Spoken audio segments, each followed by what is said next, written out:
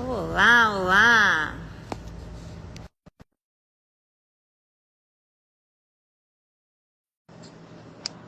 Vamos convidando as pessoas. Muito bom dia.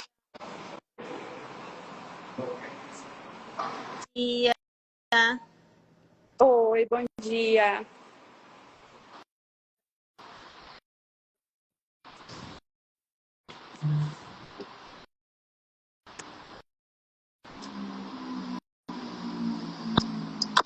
Mari, como é que tá o áudio? Eu acabei de mandar mensagem aqui, tá com um ruidinho, Sam. Eu vou sair e entro com fone, tá? Tá bom. Tá bom. Muito bom dia para todo mundo chegando. Muito bom ter vocês aqui com a gente. Vamos convidando as pessoas aqui, esses minutinhos iniciais.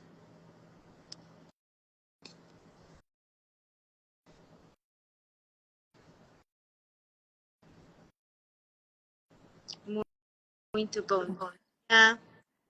Olá, bom dia. Olá, olá, Juliana, bom dia. Bom dia. Muito bom dia para todo mundo que está chegando. Estou me organizando aqui. Bom dia a todo mundo também. Vou começar a enviar também mensagem para as pessoas entrar aqui com a gente. Vamos lá, vamos chamar todo mundo para essa conversa super especial de hoje. Oi, Mari, tá melhor assim? Tá melhor, Sam. Muito obrigada. Imagina. Bom dia. Bom dia para todo mundo. Vamos chamando aí os amigos.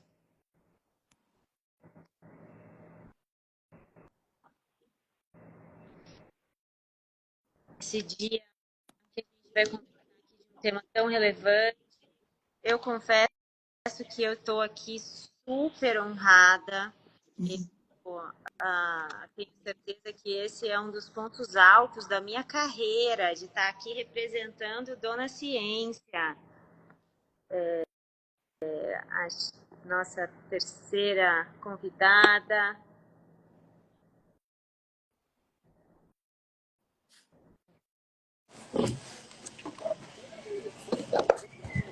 Os mais novos.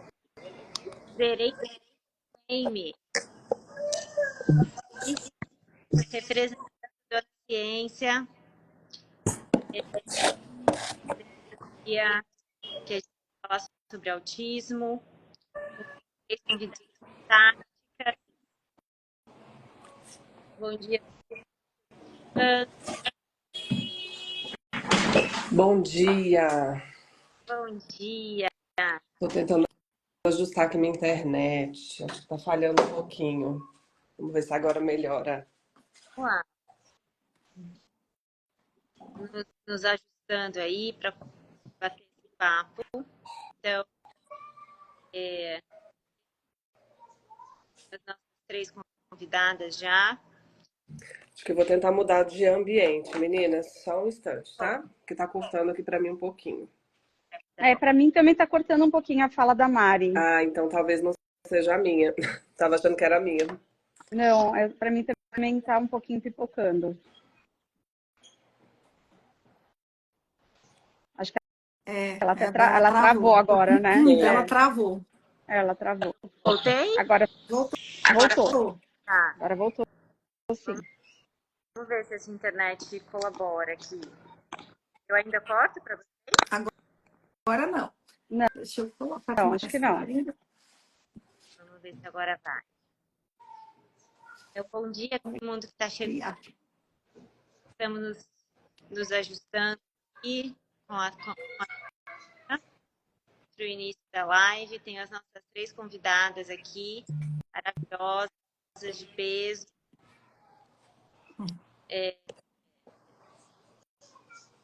Vocês estão me escutando, né? E me vendo.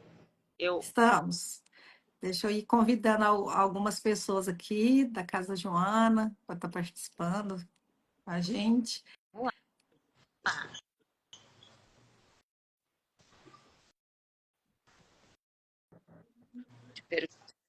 tá aqui.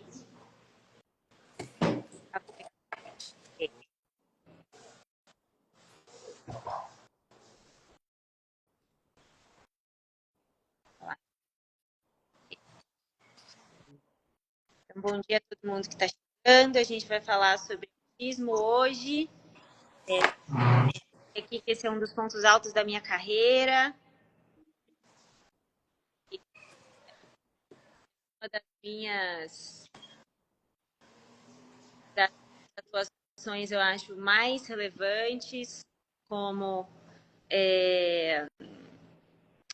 propulsora de iniciativas de divulgação científica. Então, antes de eu apresentar aqui as nossas dadas, eu vou começar minha. Eu sou a Mari, eu sou geneticista, eu sou pesquisadora da AFIP, a Associação Fundo de Incentivo à Pesquisa. Eu conduzo pesquisas sobre as bases genéticas do autismo há bastante tempo já, apesar dessa cara de criança. Eu lidero pesquisas sobre alterações do neurodesenvolvimento de forma geral, incluindo o transtorno do espectro autista, já há cerca de 15 anos. E sempre tive como paixão iniciativas de divulgação científica, e é claro que quando teve a oportunidade de eu me envolver com esse projeto maravilhoso que é a Dona Ciência, eu fiquei muito honrada. E olha só, hoje estou aqui representando Dona Ciência, né? Eu acho que é a minha maior honra aqui estar sendo a porta-voz aqui da Dona Ciência hoje para vocês. E hoje a gente vai falar sobre autismo, né? Então, no dia 2 de abril, tivemos o Dia da Conscientização sobre o Autismo, mas a Dona Ciência não fala de autismo só em abril. A Dona Ciência fala de autismo o ano inteiro, né? Temos pessoas engajadas nisso o ano inteiro. E temos o nosso gibi sobre autismo, que saiu no mês passado, há algumas semanas atrás. E para todo mundo que está assistindo a gente, esse gibi ele pode ser encontrado no link que está na nossa bio, na página da FIP. Vocês vão ter acesso a todos os gibis em PDF da Dona Ciência. É um conteúdo riquíssimo, que não fala apenas de autismo, mas de vários outros temas. Esse gibi sobre autismo que está lindo é o de 59. Ele foi composto, elaborado por mim e por pessoas fantásticas. Uma delas está aqui hoje. Então, eu vou começar apresentando aqui as nossas convidadas de peso, maravilhosas, grandes divas. A primeira delas, que é uma das pessoas que me ajudou na composição do nosso gibi Dona Ciência de Autismo, é a doutora Sandra. A doutora Sandra, ela é médica, otorrinolaringologista, médica do sono, pesquisadora, fazemos pesquisa juntas também, eu e Sandra. Então, somos muito parceiras em várias frentes. Além disso, ela também é mãe atípica e mãe típica. Olha só, é uma honra ter aqui a Sandra com a gente. Honra minha. Além disso, temos a Tatiana Abreu. Ela é especialista em análise do comportamento da Altea. Com certeza vai nos ajudar muito aqui nessa discussão de hoje. É uma honra ter você aqui com a gente, Tatiana. Um prazer estar com vocês, né? Um time, como você falou, um time de peso. Fiquei muito feliz com o convite e para poder contribuir hoje com essa live. E quero dizer que eu estou encantada com a Dona Ciência. Já está lá na clínica, os gibis estão disponíveis para as crianças, eles já estão amando. Muito bom, muito bom. fico muito feliz quando a gente consegue usar todo o nosso engajamento que a gente tem com pesquisa científica para furar essa bolha e chegar de fato na casa das pessoas e falar com o público não especializado, que é uma atividade tão importante quanto de fato conduzir as nossas pesquisas em si. Além disso, a gente teria como convidada aqui a Gisele Rayala, que é mãe atípica e típica influencer, mas infelizmente ela não pôde participar porque ela teve um imprevisto familiar, fará muita falta. E fomos abrilhantadas aqui, então, de última hora. A gente agradece demais a disponibilidade da Juliana, que coordena a Casa Mãe Joana. Ela vai contar um pouquinho mais como que acontece isso. Então, Juliana, muito obrigada por estar hoje com a gente de última hora. E você também vai contribuir demais nessa nossa discussão hoje. Eu que agradeço essa oportunidade. De qualquer forma, eu já iria assistir, né, a live e estou muito feliz. A hora que você me chamou, eu estava indo fazer outra coisa. Falei, não, vou lá poder contribuir um pouquinho. Eu sou mãe atípica, fundei uma instituição que atende crianças especiais e as mães também. Já tem 13 anos de funcionamento em Anápolis, chama Casa Joana. É o nome da minha filha chama Joana, ela tem síndrome de Down e autismo, e estou aqui para poder contribuir no que for preciso e aprender com vocês também. Então, já que a Juliana já iniciou aqui explicando como é que o autismo faz parte da vida dela, né? Eu convido talvez primeiro a Sandra e depois a Tatiana a responder essa pergunta. Como é que o autismo faz parte da vida de vocês? Bom, então eu vou começar. Eu tenho um filho de 19 anos que tem uma síndrome genética rara que chama síndrome de Cri-du-Chat, que é em francês, mas que em português se chama síndrome do miado de gato, uma síndrome rara de 1 para 50 mil nascidos vivos, que inclusive a Dona Ciência tem uma edição só da síndrome dele. Então, assim, eu tenho muita sorte de ter a Mariana na mesma equipe, liderando pesquisas a respeito da síndrome de Cri-du-Chat. Então, acho que assim, eu só tenho como uma palavra de agradecimento. E 30%, 40% das crianças que têm essa síndrome têm autismo também. E o meu filho não está fora, né? Então, tem aquela necessidade da rigidez, a previsibilidade, a necessidade da gente ter uma programação muito clara. Se sai um pouquinho fora, se fica com fome, se fica com sede, se fica com sono, pode ter uma descompensação, pode desregular e sair do doce que ele sempre mas aí vira o oposto, né? Então, a minha relação com o Thea passa pela síndrome dele, que ele é meu primogênito e foi diagnosticada assim que ele nasceu. E com o nascimento dele, eu, depois de ter muita dificuldade com o sono, eu acabei adentrando numa subespecialidade dentro da otorrinolaringologia, que é a medicina do sono, que é o que eu faço atualmente, por conta da dificuldade de adormecê-lo durante os 3 primeiros anos de vida. Então, é isso. Muito bom.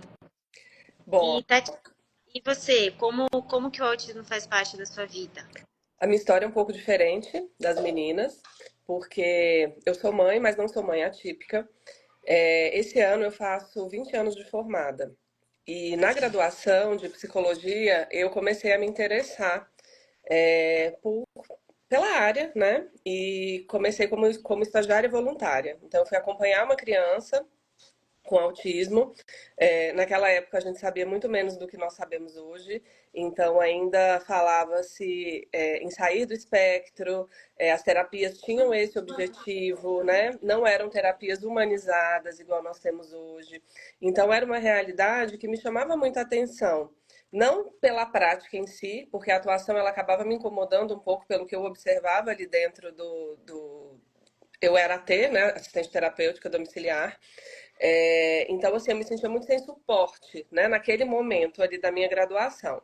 E aí depois eu me formei e a clínica ela nos escolhe, né? Eu falo que a clínica ela é soberana, então a gente tem uma ideia, né? Idealizamos uma área e depois, quando a gente se forma, a gente é escolhido pelo mercado.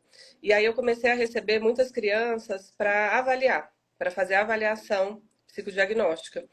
E foi quando começou mesmo a minha prática clínica, que eu iniciei realizando a avaliação para o diagnóstico do autismo. Então, hoje eu trabalho em duas frentes, na avaliação para identificar os quadros e também nas intervenções. Muito bom. E aí eu acho que a nossa primeira pergunta aqui, eu já vou endereçar diretamente, então, para a Tatiana, né? Eu acho que cai bem nessa área e nessa experiência toda profissional que ela tem. Como é que funciona o diagnóstico? Como é que acontece? Qual que é a trajetória para se receber um diagnóstico de autismo? O diagnóstico ele é clínico. Eu já emendo aqui com uma outra pergunta. Existe esse negócio de todo mundo tem um pouquinho de autismo? Isso é real? Isso ajuda quando a gente pensa em inclusão? Funciona isso? Bom, o diagnóstico ele é clínico. Infelizmente a gente não tem ainda, né? Não, deixa eu só ajustar aqui uma coisinha, porque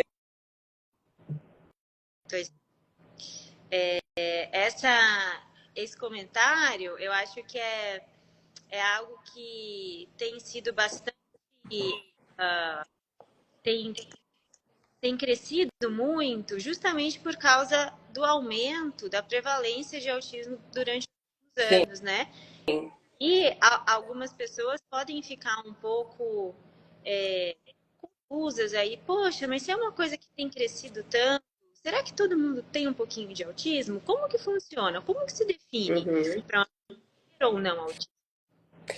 Então, a primeira questão é que o diagnóstico ele é estritamente clínico, né? Não existem exames, né? Você trabalha como geneticista, pesquisadora nessa área, né? Muito tem se desenvolvido, mas ainda não temos um exame que possa ser feito para detectar, né, se aquela criança, se aquele indivíduo tem um autismo ou não. Então, a criança ela vai precisar ter as primeiras manifestações dos sintomas, que são sintomas relacionados a prejuízos, tanto na comunicação, verbal e não verbal, padrões restritos e repetitivos de comportamento, então comportamentos repetitivos, comportamentos motores repetitivos, existem, né, aqueles comportamentos clássicos da criança balançar os braços, né, fazer o flapping, não realizar contato visual. E essa manifestação, ela vai ocorrendo e ela vai sendo modificada de acordo com o desenvolvimento desse indivíduo, né, de acordo com o desenvolvimento dessa criança. Então, aos primeiros sintomas de, existe alguma coisa ali que está diferente, a minha criança já deveria estar falando, ela não fala, ela perdeu habilidades que ela já havia adquirido e hoje ela não faz mais. Então, essa família ela precisa já começar a entrar num processo de investigação. Eu sei que essa investigação ela não é simples, né? E a gente está falando do Brasil, né? A gente está falando de cidades, municípios que, infelizmente, nem todas as pessoas vão ter acesso a profissionais que estejam capacitados, né? Para realizar essa avaliação com fim diagnóstico. Então, conversar com o pediatra, se não se sentir confortável com o pediatra, buscar outras opiniões, identificando esses déficits, ir atrás de profissionais que possam realizar uma avaliação. Então, eu faço a avaliação do desenvolvimento global, então eu recebo a criança, por exemplo, uma criança de 1 ano, que ela já apresenta atrasos, eu vou fazer uma avaliação do desenvolvimento global dessa criança. Eu vou avaliar várias áreas dessa criança, né? Aplicar algumas escalas, de acordo com a faixa etária da criança, eu já posso aplicar alguns testes psicológicos, e aí, a partir disso, eu vou montar um quebra-cabeça, que é o diagnóstico, que é o desenvolvimento, né? Fazendo essa correlação entre aquilo que eu observo, né? Com a queixa da família e se tem correlação com algum transtorno ou não, para a partir disso fazer os encaminhamentos. É possível também que essa etapa de investigação a família já vá direto no neuropediatra, no psiquiatra infantil também, né? Então, de uma forma ampla, mas mais objetiva, médicos e psicólogos que trabalhem com a avaliação para o diagnóstico de autismo deveriam ser os primeiros, né, a serem procurados quando a família identifica que existe ali um atraso ou que algo não está dentro do esperado. E aí a segunda pergunta: todo mundo é um pouco autista? O autismo hoje ele é definido como um espectro, né? O espectro é como se fosse uma régua, que pode ir de 0 a 10. Então vamos imaginar uma régua que vai de 0 a 10, uma pessoa que está no 0 e uma pessoa que está no 10, né? Elas têm características do autismo dentro ali daquele espectro, dentro ali daqueles marcadores. Porém, nem todas as pessoas, né, da população são autistas ou têm características de autismo. Quando a gente fala nesse tipo de transtorno, autismo, TDAH, a gente tem nós podemos ter características que pessoas com autismo também têm essas mesmas características. Só que o que define um diagnóstico é principalmente o prejuízo. Então, precisa ter prejuízo. Esses comportamentos, essas características, elas precisam impactar significativamente na vida dessas pessoas, dessas crianças, desses adultos que são diagnosticados, né, tardiamente. Então, como eu falei para vocês, me formei há 20 anos atrás. Há 20 anos atrás, os critérios diagnósticos do autismo, eles eram diferentes dos critérios diagnósticos atuais. Então, houve uma modificação nos critérios diagnósticos. Então, antigamente, para se ter autismo, necessariamente tinha que ter deficiência intelectual. Hoje não é necessário, né? Porque antes existia aquelas nomenclaturas, então tinha Asperger, o autismo, então o Asperger, ele não tinha prejuízo intelectual. A partir do momento que os critérios mudam e todos entram dentro dessa categoria de espectro, a gente tem mais possibilidades, né, desse diagnóstico acontecer. E, ao mesmo tempo, temos mais profissionais capacitados, temos mais informações, né? Então, hoje a gente tem acesso a muito mais coisa do que existia há 20 anos atrás. Muito bom, muito obrigada pela sua resposta tão precisa, tão esclarecedora, né? E aí, eu vou emendar, então, essa pergunta para as nossas outras duas convidadas, talvez iniciando com a Juliana, a partir então desse momento do diagnóstico, como é que a família pode ajudar?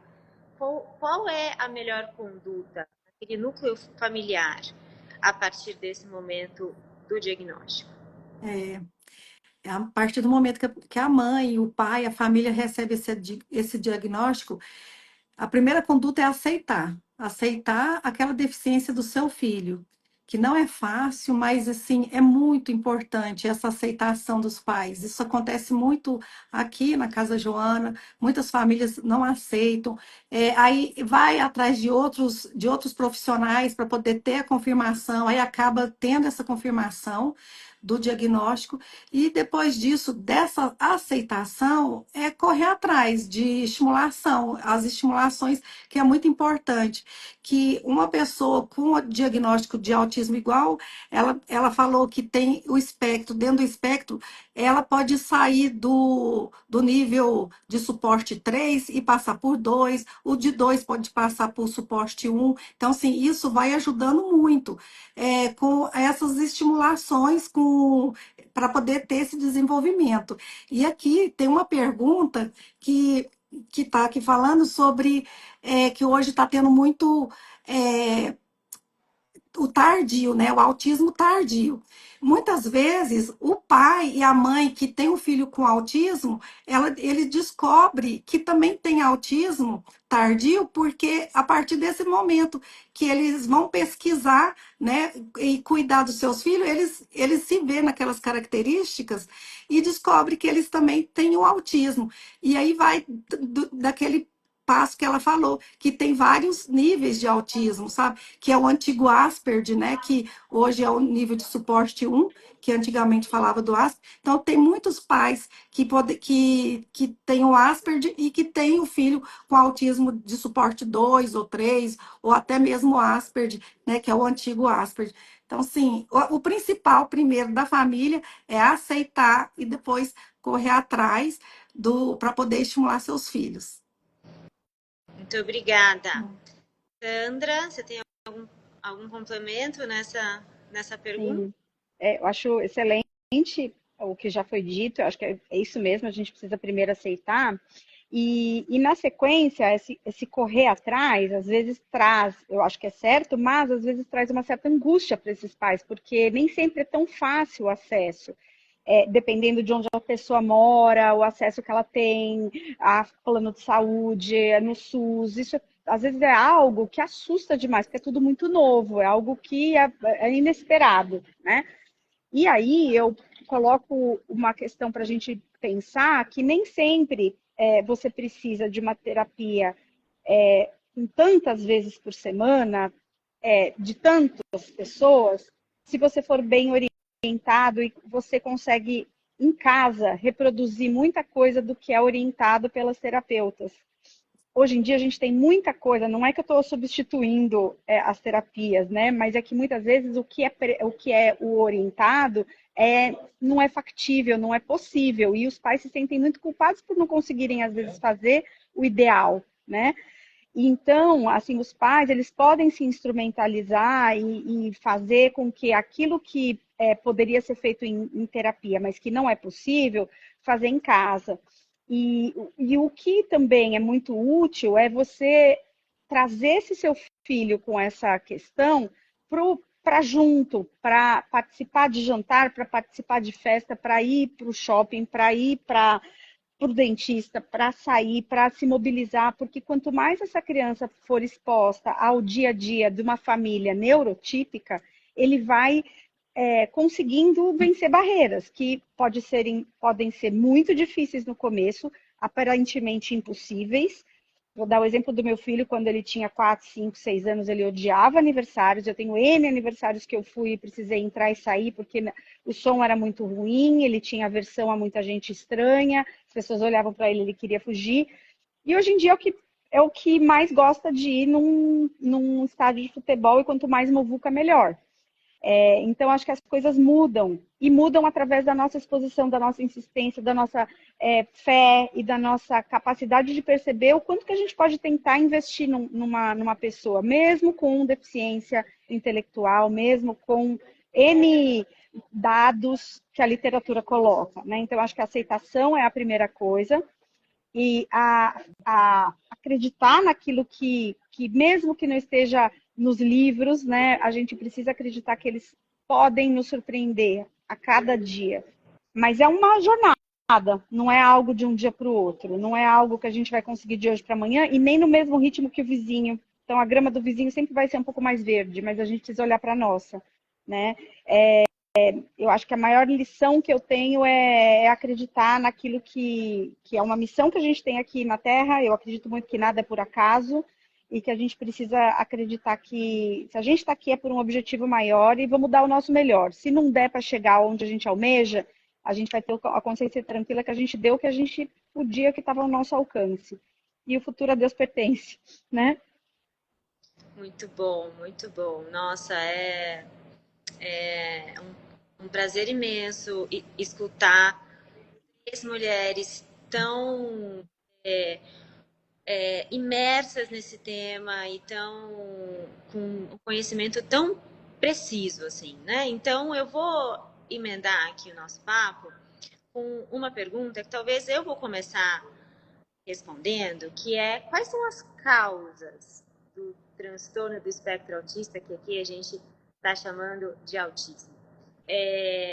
Eu, como geneticista, eu tenho focado a minha linha de pesquisa nas bases genéticas do transtorno do espectro autista, e isso já dá uma dica aí, né, para essa resposta. Então, quando a gente pensa nesse espectro amplo que a Tatiana mencionou aqui de forma muito precisa aqui pra gente, obviamente que se o espectro clínico, se a manifestação clínica é ampla, o espectro de causas também vai ser, né?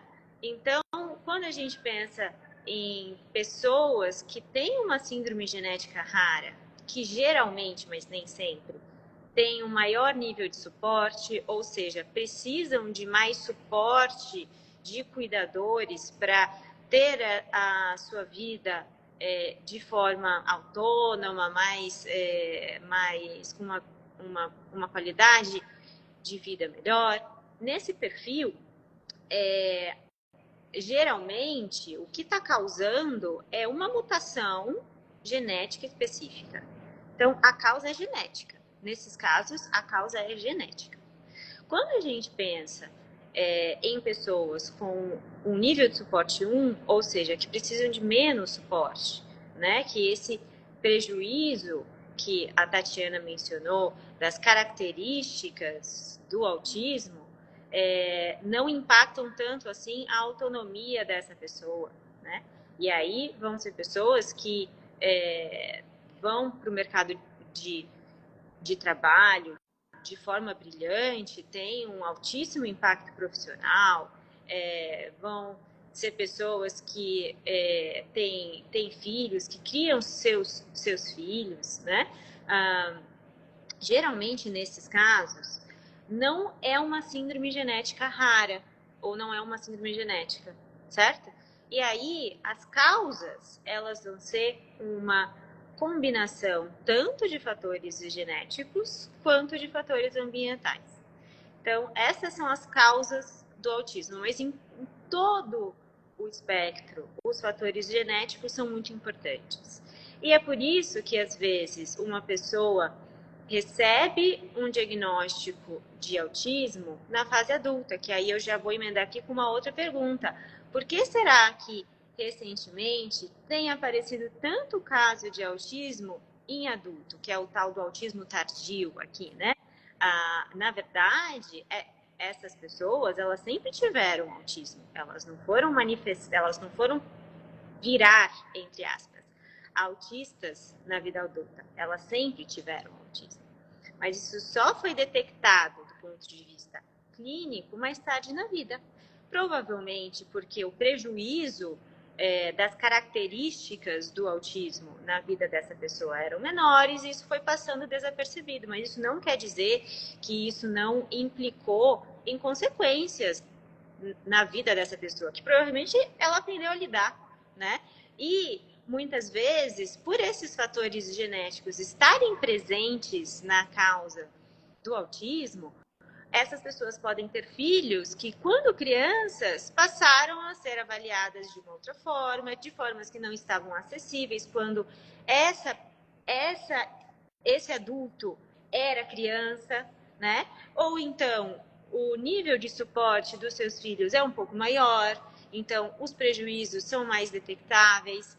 E aí, a partir do diagnóstico dos seus filhos, é que se foi notar, opa, mas será que esses genitores, ou esses pais, pai e mãe, também podem ter um diagnóstico de autismo? Mas isso sempre esteve presente na vida dessas pessoas. Não é algo que aconteceu mais tarde.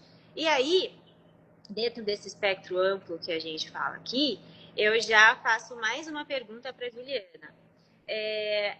Qual é o perfil de famílias atípicas que geralmente procuram a Casa Joana? Todo tipo. A Casa Joana, ela é filantrópica, os atendimentos lá são gratuitos. Então, mas não quer dizer que as pessoas que todas lá são de baixa renda. É porque, igual a outra mãe tinha falado, os atendimentos são tudo muito caro, se torna muito caro, porque é uma psicóloga, é uma psicopedagoga, é uma fono, é uma terapeuta ocupacional, só aí já foram 4. E 4 atendimentos caros.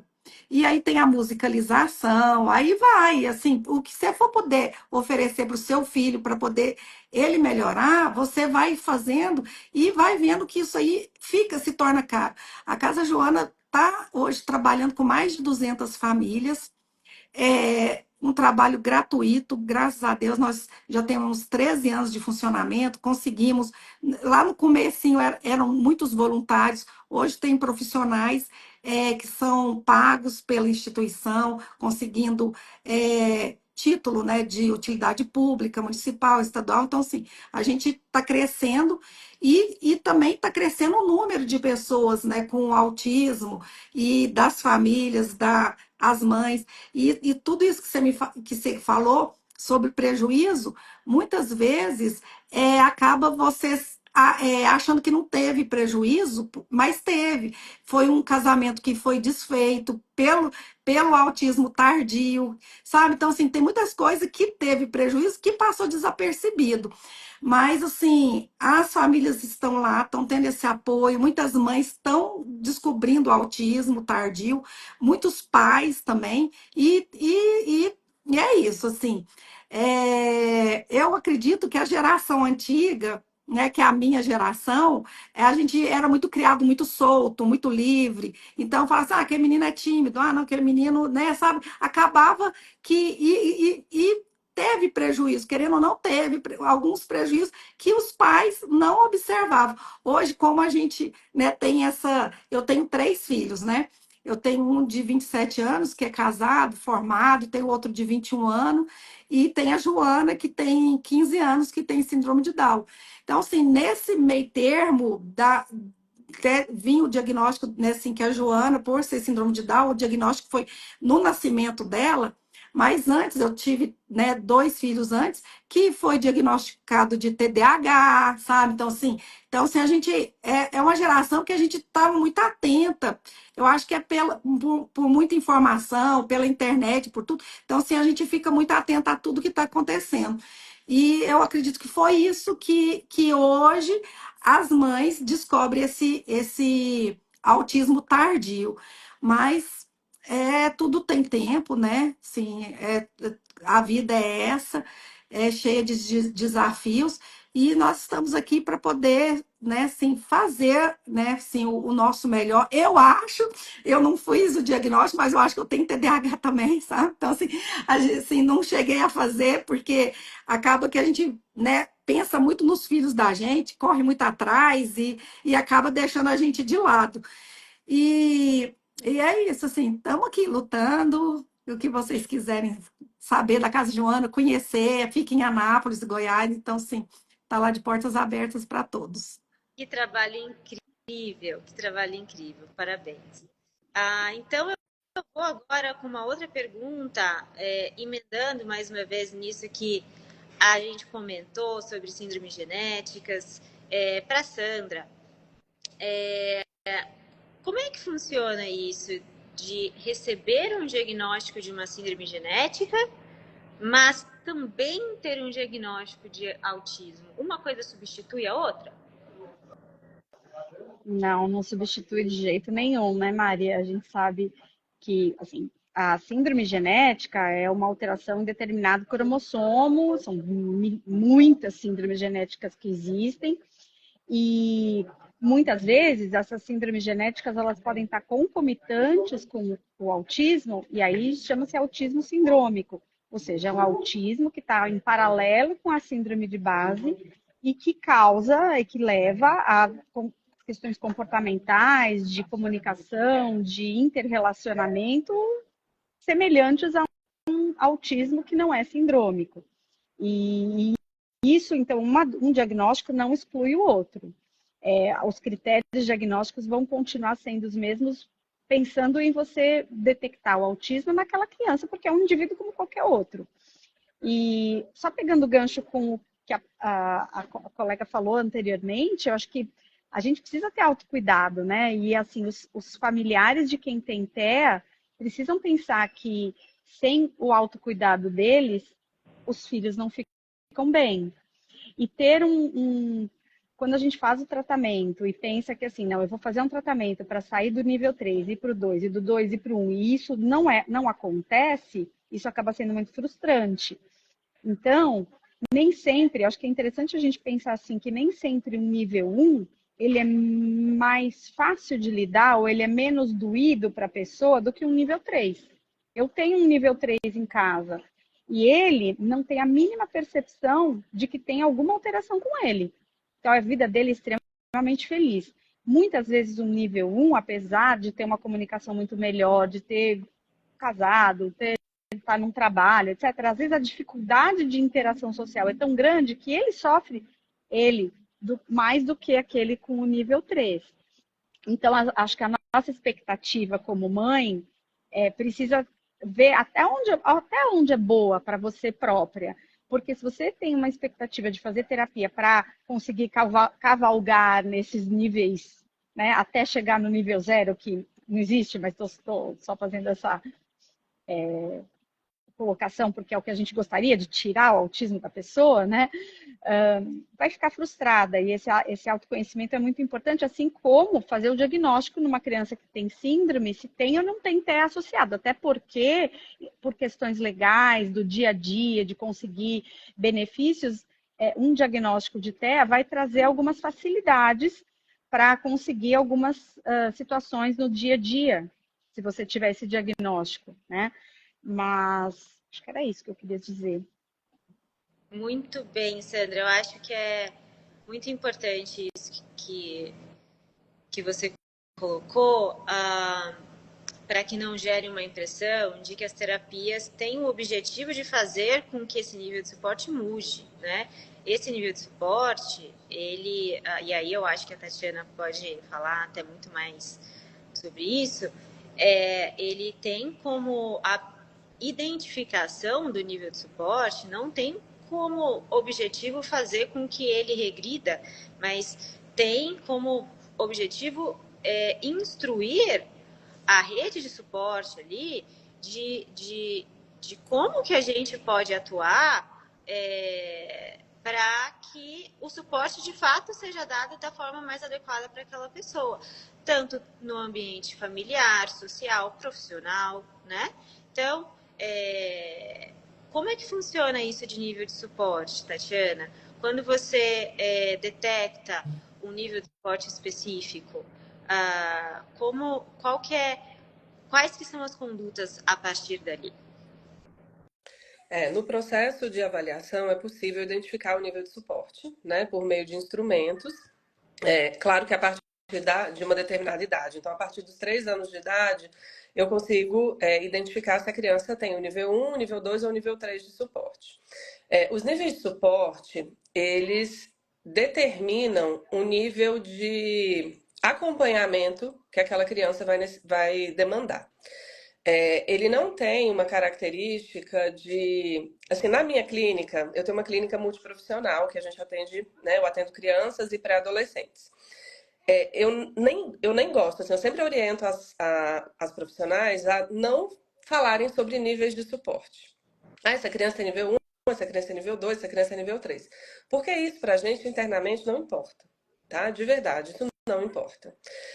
O nível de suporte é principalmente para o médico, é muito mais para o médico poder solicitar uma carga horária de terapia, né? Solicitar determinados acessos para aquele indivíduo. Então, uma criança nível 1, ela pode ter um sofrimento muito mais persistente, né? Como já foi dito aqui, do que uma criança que tem nível 2 e nível 3.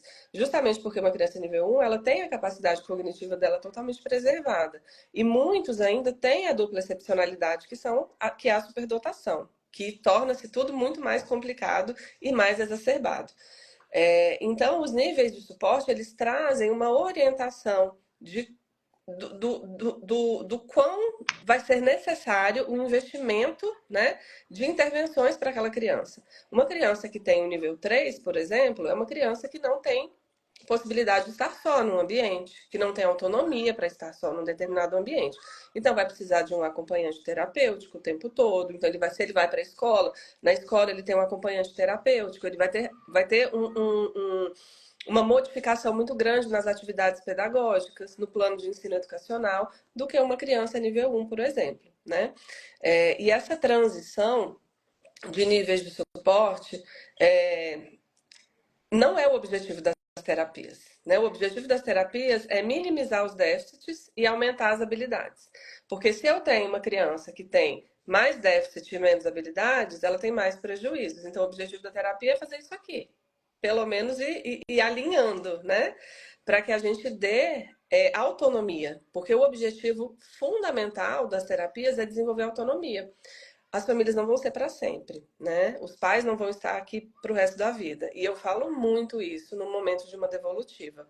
Eu falo muito para os pais. Eu falo, olha, hoje a gente está aqui com uma criança de 3 anos. Daqui a 10 anos, ele vai ter 13 anos. 10 anos passa assim.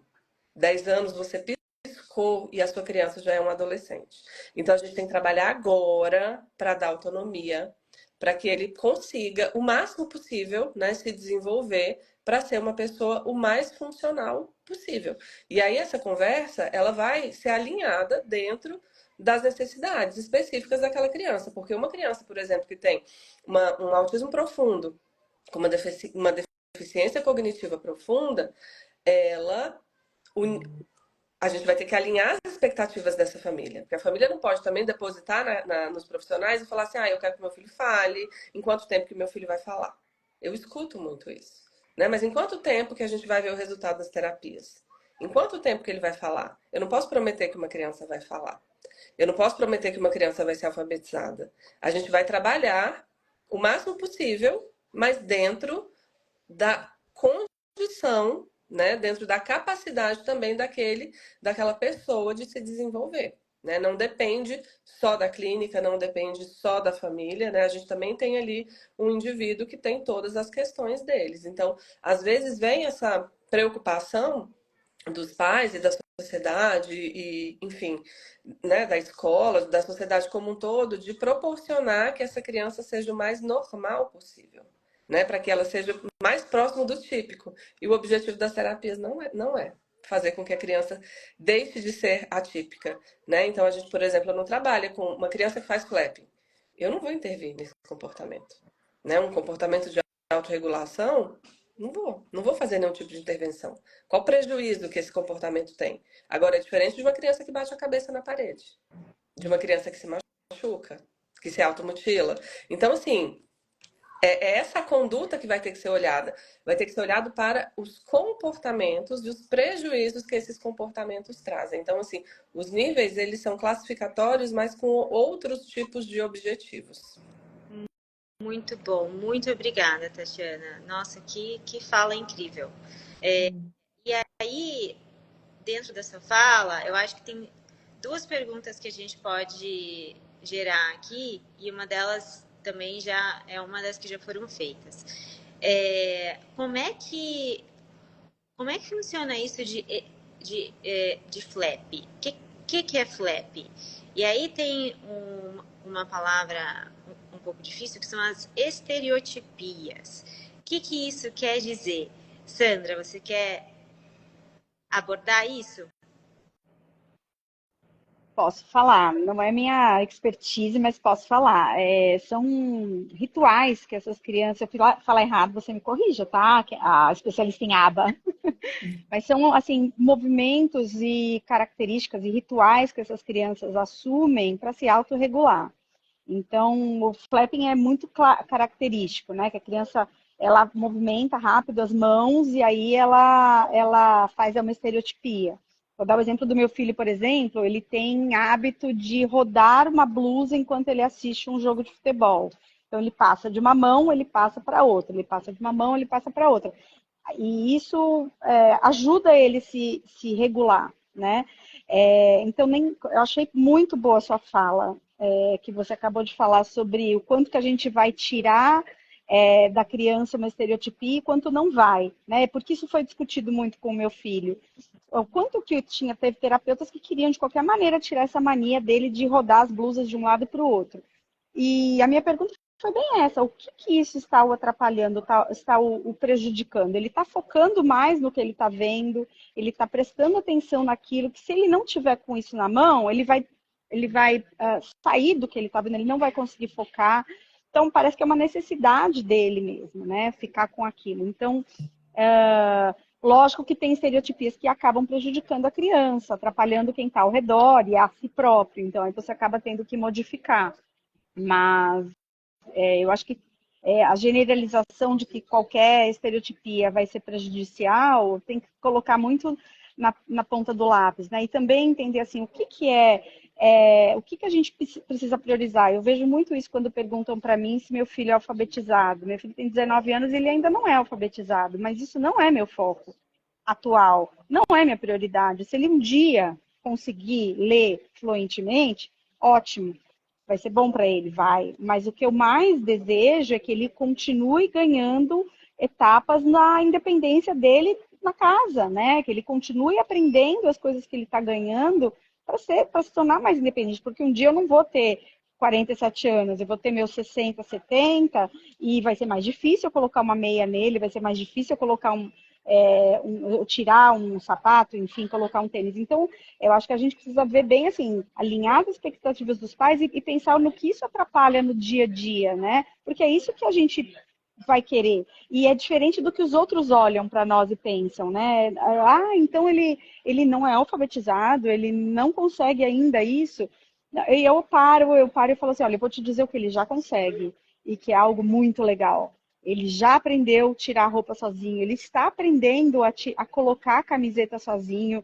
E a pessoa pode ficar até com uma cara de decepcionada, mas para mim isso é muito. E eu tô bem assim. Então, acho que a gente precisa mostrar que nem tudo que para os outros neurotípicos é o mágico, para nós o mágico é muito menos. Ele não precisa ir para Disney para estar feliz, ele vai na papelaria que está do lado de casa e ele fica muito feliz, entendeu? Ah, isso é um pouco difícil, porque eu fico emocionada de te ouvir. E eu acho que a grande maioria dos problemas que a gente enfrenta falando de TEA, de autismo, está justamente nisso, está nessa expectativa de que o nosso foco como pesquisador, como cuidadores, como profissionais, é tirar o autismo da pessoa. De forma alguma, né?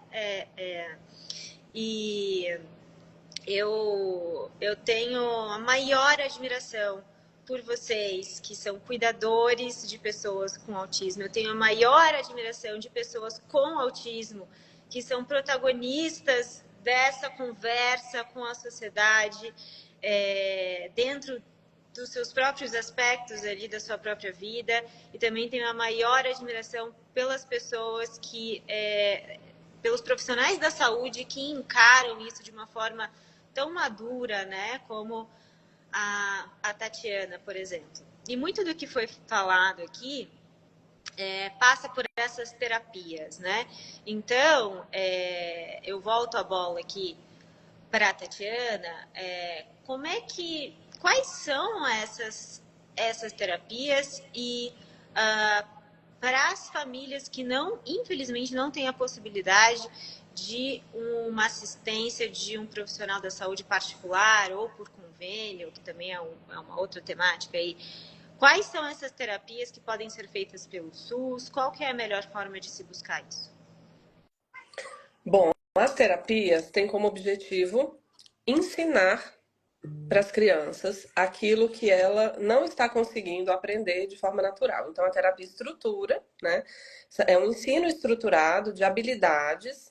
E aí, o que a Sandra falou é o básico do nosso trabalho, é a habilidade básica. Então, a gente trabalha com habilidade básica. Então, a gente começa com a comunicação não verbal. Porque eu preciso entender que, eu quero que meu filho seja alfabetizado.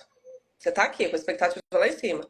Mas a sua criança não aponta, não faz contato visual, ela não se comunica de forma não verbal. Então ela não gesticula, ela não demonstra intencionalidade, ela não consegue expressar o que ela quer. Como que eu vou ensinar para essa criança, como que eu vou alfabetizar essa criança se ela não tem a base? Então o comportamento ele acontece em cadeias. É como se fosse uma escada. Então eu tenho um passo, depois eu tenho outro. Então a criança adquire uma habilidade, para ela adquirir outra, para ela adquirir outra. Aí de repente a gente olha e fala assim: uau, ela aprendeu a fazer aquele comportamento alvo. Mas para chegar no alvo, ela fez um caminho, ela percorreu um longo caminho e que vai ser muito individual. Então assim, eu aplaudo muito as conquistas básicas, que são as conquistas necessárias. Então, o objetivo das terapias é estruturar um ensino de habilidades que naturalmente as crianças não estão aprendendo, né? Então, falando no meu foco, o que são as crianças? Infelizmente, a gente não tem, né, na saúde básica, a gente não tem uma atenção básica voltada para as pessoas com autismo. No SUS, a gente não tem, a gente tem alguns centros de atenção psicossocial, alguns CAPs infantis, mas o objetivo não é a intervenção no TEA, né? Então, as famílias que infelizmente não têm condição e que precisam do SUS, elas vão ficar a par da sociedade, infelizmente, elas vão ficar à margem. E aí elas precisam procurar instituições, né, que tenham valor acessível, que sejam gratuitas, clínicas escola das universidades, né, que também já tenham alguns trabalhos, né, voltados para essas áreas. Mas, infelizmente, a gente precisa de políticas públicas. Infelizmente, no Brasil, a gente não tem uma estatística de prevalência do TEA. Eu não sei se vocês conhecem o MAB, que é uma pesquisa que está sendo realizada. Está sendo realizada por uma instituição aqui de Brasília. Se vocês quiserem, depois eu posso enviar o link para vocês, que tem como objetivo fazer o desenvolvimento, né, de pelo menos a taxa de prevalência do TEA no Brasil, para a partir disso políticas públicas serem adotadas. Que é muito importante. Então, se a gente tem uma estatística nos Estados Unidos que é de 1 a cada 36, qual que é a nossa estatística aqui no Brasil? A gente não sabe, né? A gente tem uma venda nos nossos olhos. E aí os políticos, eles aparecem no dia 2 de abril. Né? Eles aparecem lindos, com colar de girassol, com colar de quebra-cabeça, com a camisa azul, são os azuis, os anjos azuis, aquela coisa toda estigmatizada, né? Que a gente sabe que não dá resultado nenhum. Então, a gente precisa que a saúde pública ela olhe, né, a atenção primária, o SUS olhe para famílias, cuidadores e principalmente para as pessoas neurodivergentes.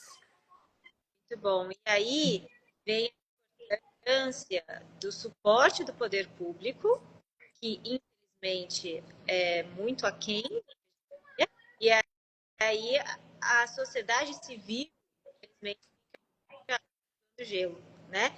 E aí, Juliana, como é que funciona as atividades que vocês fazem na Casa Joana? E eu imagino que muitas dessas famílias que procuram vocês em Anápolis, seria ideal que elas tivessem acesso a isso pelo SUS, que elas tivessem acesso a isso por meio do poder público. Mas, já que não tem, precisa-se da sociedade civil se organizar, né?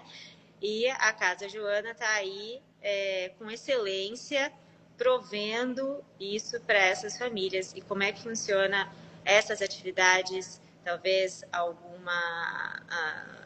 as terapias, não sei, dentro da Casa Joana? Então, as instituições estão aí para poder fazer o que o governo não faz. E é muito difícil.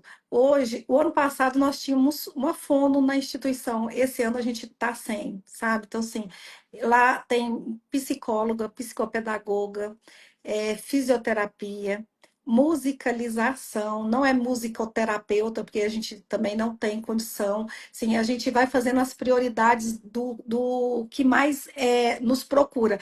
A lei, assim, a fono é um dos principais que nos procura, mas esse ano a gente ficou sem por falta de até profissionais, porque é uma coisa assim tão, né, de tanta procura que até os profissionais estão todos assim, atolados.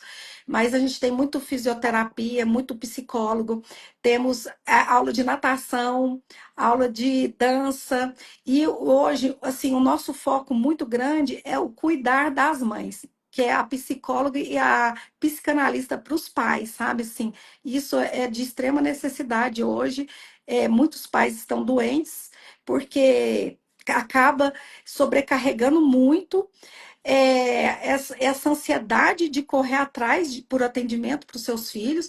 Então, a gente está fazendo uma capacitação para os pais para eles atenderem seus filhos em casa também, porque é muito difícil você sair também sempre com seus filhos para terapia, para tudo. Então, assim, acaba a gente cuidando dos pais, capacitando os pais para cuidar dos seus filhos e eles também temos um projeto que é cuidando de quem cuida, porque eles precisam muito de cuidados.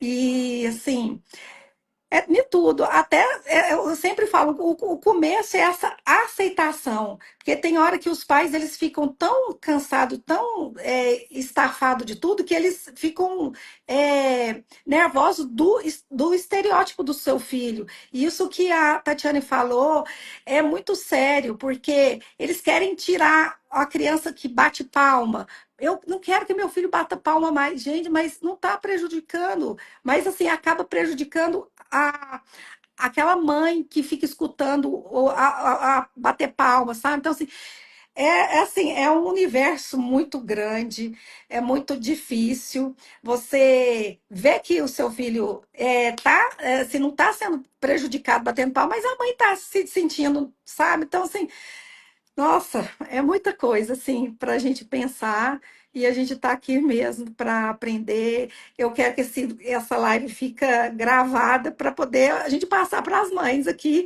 para elas poderem ter outro olhar também, porque as mães têm que abrir a mente para isso. Muitas mães querem que seu filho seja alfabetizado, sendo que ele está ali naquela base. Então, assim, isso é muito importante.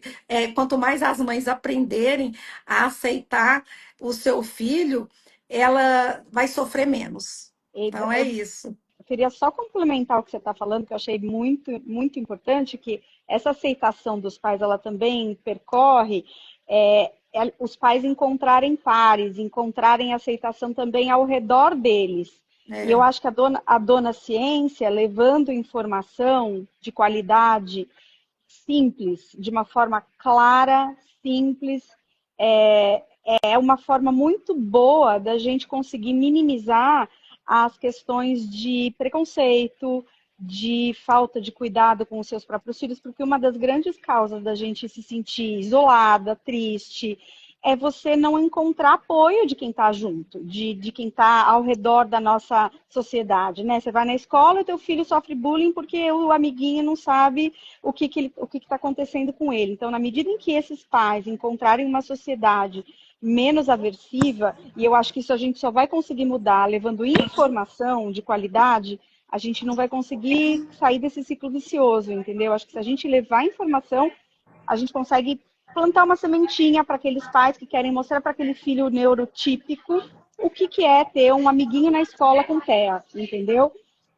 Então, eu acho que a Dona Ciência tem esse papel primordial.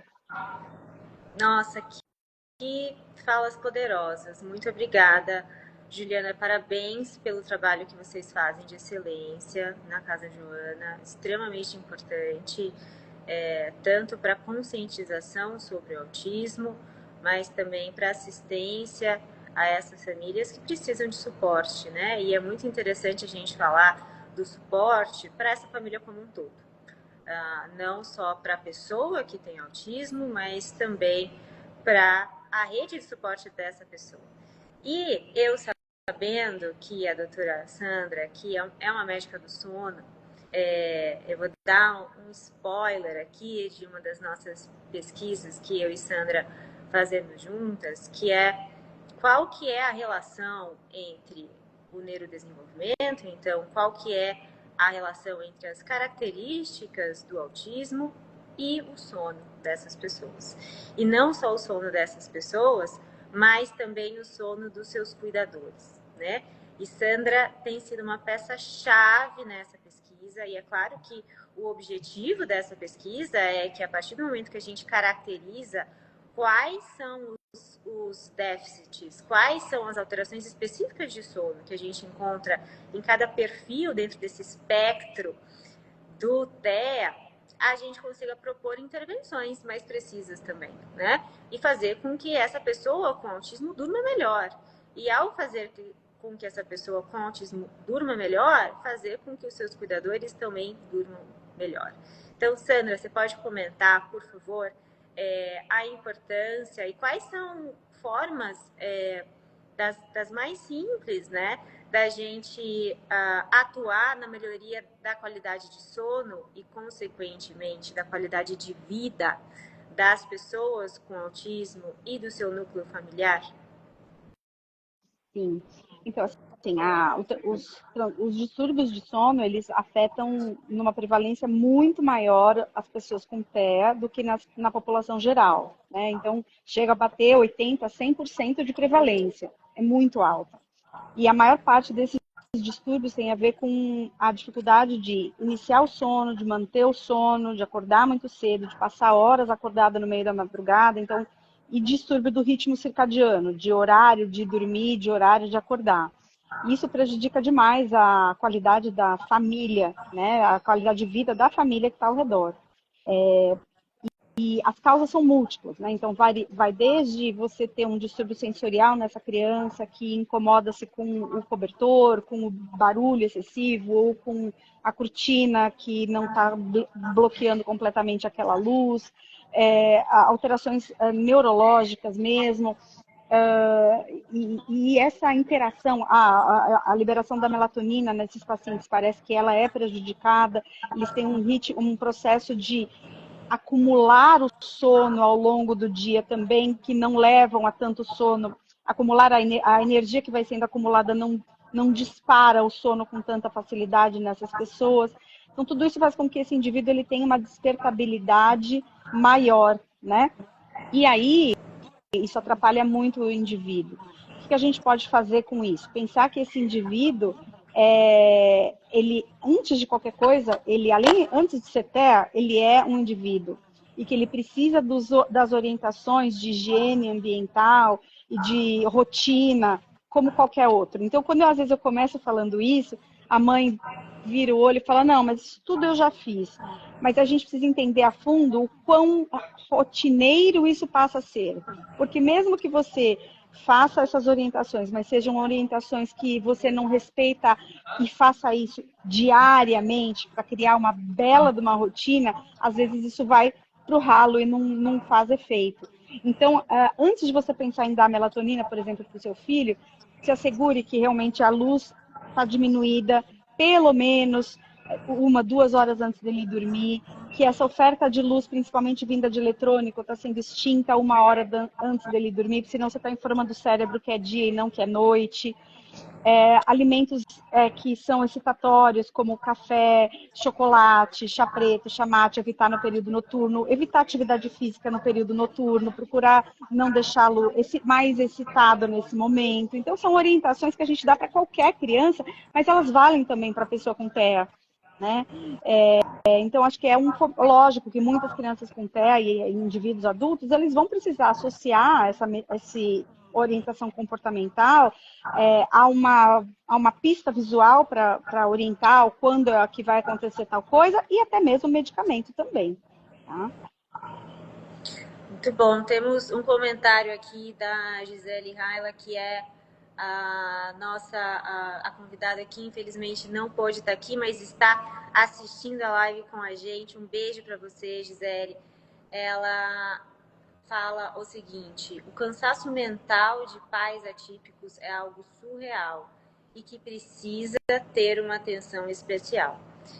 A gente concorda plenamente e eu acho que quando a gente se propõe a entender mais a fundo esse espectro diverso dentro do TEA, dentro do autismo, para que a gente consiga entender qual é o tipo de suporte que cada uma dessas pessoas precisa e qual é o tipo de atenção que a gente tem que ter, não para tratar, não para curar, não para tirar o TEA dessa pessoa, mas, como todas aqui disseram, para que essa pessoa seja autônoma, para que essa pessoa tenha qualidade de vida. A gente procura ter um impacto na vida dessa pessoa com autismo, na vida dos seus cuidadores e também para que a sociedade seja mais diversa, mais inclusiva e ganhe com essas pessoas fazendo parte da sociedade. Não de forma produtivista, eu preciso saber qual é o talento específico dessa pessoa com TEA para colocar ela para para que ela produza algo de volta para a sociedade.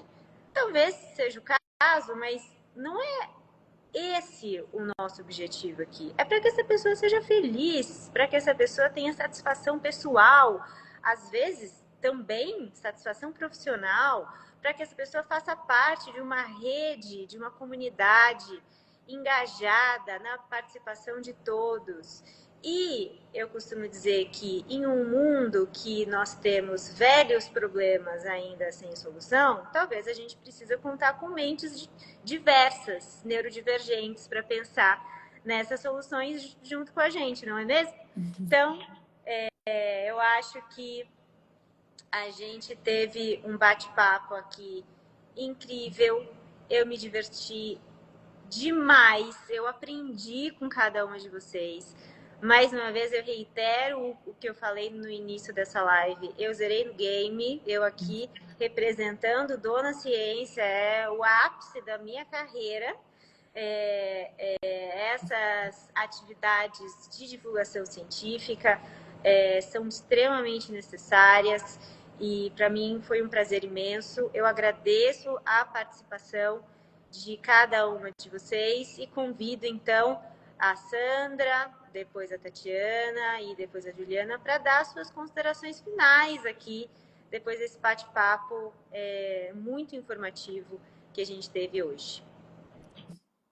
Eu queria agradecer mais uma vez o convite. Eu tenho a honra de ter a honra de trabalhar contigo, de ter participado na escrita de alguns Dona Ciência, então realmente é muito gratificante. E eu devo ao meu filho, né? Eu devo a ele. Sempre que eu termino uma aula de sono lá no Instituto do Sono, eu agradeço a ele por ter me deixado dormir tão mal durante 3 anos e o que culminou ao que eu sou hoje. Então, eu acho que a gente tem que sempre pensar no lado bom das coisas. Eu acho que a minha frase final é que quando a gente tem amor, aí a gente não perde a esperança nunca. Então, vamos em frente, vamos pensar sempre do lado positivo, porque quando a gente não tem plano B, é isso que sobra. A gente precisa pensar positivo. Obrigada, Sam. Muito bom, muito bom. Para mim é um prazer imenso trabalhar com você. Eu aprendo tanto com você todo dia. E você, de fato, me emociona sempre. Tatiana. Agradeço mais uma vez pelo convite. Foi uma manhã incrível, 1 hora que passou e eu nem percebi. A gente tem muito o que falar, né? Então, eu acho importante furarmos a bolha, levar informação para pessoas que não fazem parte, né, do nosso ciclo, porque quando a gente entra nesse universo, parece que todo mundo. A gente fala uma língua que todo mundo entende, né?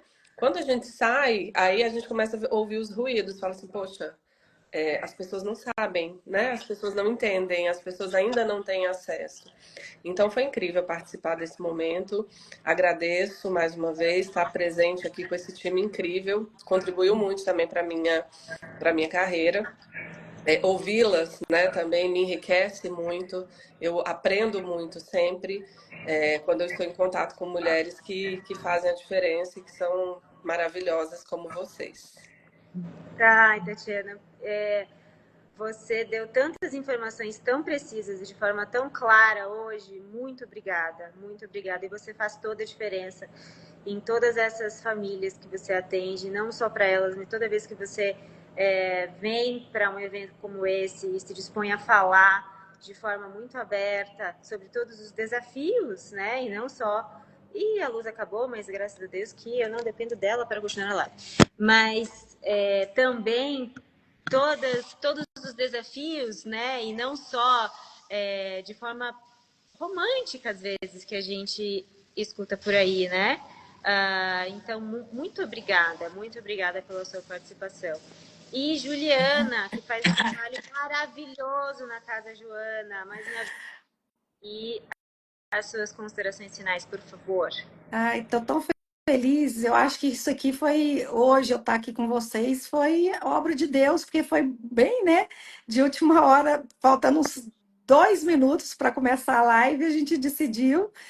E eu estou muito feliz porque eu falo que as mães e as pessoas com deficiência, elas vivem de oportunidade. E eu estar aqui foi uma oportunidade de poder estar contando um pouquinho da história da Casa Joana e aprender com vocês. Estou muito feliz, agradeço muito essa oportunidade de estar aqui. Estou aguardando ansiosa os livros que você vai colocar pelo correio. Então, assim, vai ser de muita importância lá na instituição. Muitas pessoas vão ler. A gente vai fazer uma rotação deles para poder todo mundo conseguir ler o livro. E é isso, muito feliz. Foi um prazer imenso conhecer todas vocês aqui e muito obrigada. Eu não canso de te dar parabéns pelo seu trabalho, pela sua coragem, pela sua disposição em uma atividade tão necessária e que impacta tanta gente. Claro, inspirada pela Joana, mas olha só o impacto que a Joana está tendo, que o Fefe está tendo na vida de tanta gente, né? O Fefe aqui, o filho da Sandra, que é um rapaz de 19 anos, fantástico.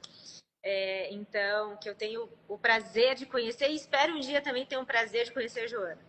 Então, para vocês que estão assistindo agora ou que vão assistir essa live mais para frente, fiquem à vontade de nos seguir nas nossas redes sociais. Dona Ciência sempre entregando aqui informação com base científica e furando essa bolha acadêmica para que a gente, como sociedade civil, se una e fique mais engajado na inclusão, no debate maduro entre pessoas que estão dispostas a fazer com que o mundo fique melhor, mais inclusivo, mais diverso, mais divertido. E agradeço mais uma vez a participação de todas vocês. Agradeço a oportunidade de estar aqui representando a Dona Ciência, gente. Isso é um ápice para mim. E um beijo para todo mundo. E bora que vamos. Bora para os próximos desafios que a gente vai fazer isso acontecer. Vocês vão ver. Um beijo e até mais. Obrigada, Mari. Obrigada, meninas. Adorei conhecer Obrigada. vocês. Tchau, tchau.